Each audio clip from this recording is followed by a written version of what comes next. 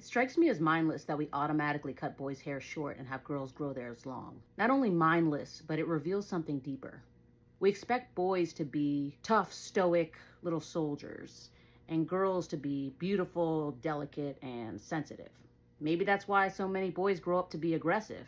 We literally groom them for it from birth. I met someone at a party once who had a 5-year-old son with long hair. She told me that at school, his teacher said that his hair was getting in the way when he was drawing. And she said, you should cut it. And I looked at her and said, if your son was a girl, she never would have said that. The mom paused and admitted, you're right.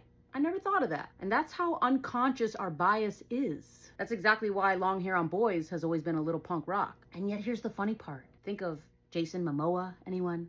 Lenny Kravitz, Jared Leto, Harry Styles, Kurt Cobain, Chris Hemsworth, Kit Harington, Viking, like every Viking. Vikings are just like hot. Even Jesus, even Jesus had long hair. I know that people don't like, I never really thought about Jesus like as like a sex symbol. I don't think anybody does. But the fact that he had long hair says to me that more people should be into it. Yet we chop it off of our sons as soon as it grows past their ears. There's another story I've heard about Native American trackers. Colonizers relied on them to navigate terrain and track enemies. But when their hair was cut short, their abilities reportedly diminished. Whether or not the story is literally true, it carries a truth, which is that our hair can be linked to sensitivity, strength, and intuition. Maybe that's why so many male musicians grow their hair long. I mean, their hair gets in their face when they play drums, guitar, piano, but they don't care. They just tie it back.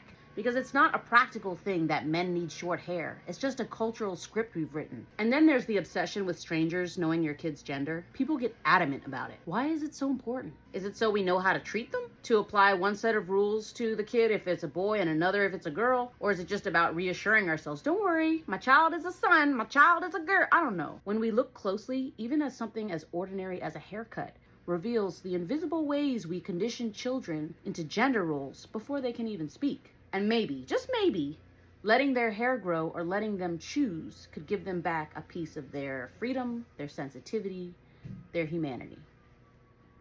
Just saying.